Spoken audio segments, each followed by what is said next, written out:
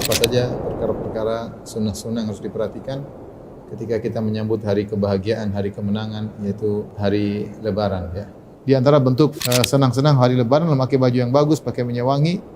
Dan di antara bentuk memuliakan tamu adalah kita pakai baju yang bagus. Ya. Bukan tamu datang kita pakai kaos oblong, kemudian robek kanan, robek kiri. Enggak, kita jamu tamu dengan pakaian yang bagus, menunjukkan kita menghormatinya. Ya. Kemudian di antara yang disunahkan juga menyambut Lebaran adalah mandi ketika hari Lebaran sebelum pergi menuju lapangan untuk sholat. Kemudian juga diriwayatkan dari Sa'id ibn Musayyib, dari sahabat Ibn Umar, sekarang Sa'id ibn Musayyib, seorang tabi'in. Dia pernah berkata, sunnatul fitr thalathun, bahwasanya sunnah yang berkaitan dengan Idul Fitri ada 3. Al-masyu ilal musalli, berjalan menuju lapangan. Al-akal qabla al-khuruj, makan sebelum keluar menuju lapangan untuk salat. Wal iktisal, dan juga mandi sebelum pergi untuk salat.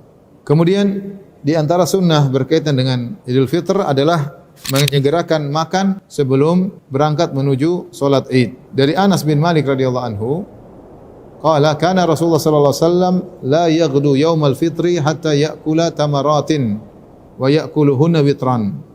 Kata Anas radhiyallahu anhu adalah Rasulullah sallallahu alaihi wasallam tidaklah keluar untuk salat Id sampai beliau makan beberapa butir korma, dan beliau makan ganjil ya. 1 boleh, 3 boleh, 7 boleh, 31 juga boleh ya. Ganjil, yang penting ganjil ya. Kemudian di antara sunnah mengenai Idul Fitr adalah salat Id di musalla lapangan terbuka bil khala. Ini sunnah selalu dikerjakan oleh Nabi sallallahu alaihi wasallam ketika Nabi di Madinah. Padahal kita tahu di salat di Masjid Nabawi pahalanya berlipat ganda, 1000 kali lipat. Tapi untuk salat Id Nabi sengaja meninggalkan Masjid Nabawi untuk berkumpul di lapangan. Di antara hikmahnya, kaum muslimin bisa berkumpul diimami oleh seorang imam, dan itu saatnya syiar. Begitu hebat ketika orang berkumpul di suatu lapangan dengan jumlah yang banyak, menunjukkan syiarnya Islam ya. Dan ini yang dituntut dalam syariat, bahwasanya Id adalah hari berkumpulnya kaum muslimin dan juga syiar tentang Islam. Makanya Rasulullah SAW menyuruh ibu-ibu juga keluar, bahkan wanita haid juga suruh ikut. Tidak lain untuk melihat keramaian ya. Keramaian. Kemudian di antara sunnah juga yang berkaitan dengan hari Lebaran adalah mengambil jalan yang berbeda antara pergi dan pulang. An Jabir bin Abdullah, dari Jabir bin Abdullah radhiyallahu anhuma, qala, dia berkata, kana Nabi sallallahu alaihi wasallam idza kana yaumu Idin khalafa at-tariq.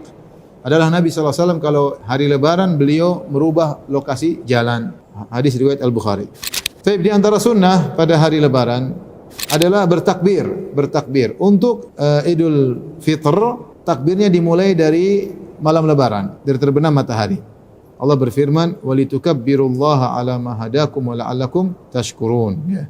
Agar kalian bertakbir ya, setelah Ramadan selesai, kalian disuruh bertakbir ya atas apa hidayah yang Allah berikan kepada kalian, bersyukur diberi hidayah, bisa puasa, bisa mengisi hari-hari puasa, hari Ramadan, bisa salat malam, bisa bersedekah, banyak hal yang disyukuri, sehingga bertakbir begitu matahari tenggelam di malam takbiran atau malam Lebaran, malam Idul Fitr, maka dianjurkan untuk bertakbir.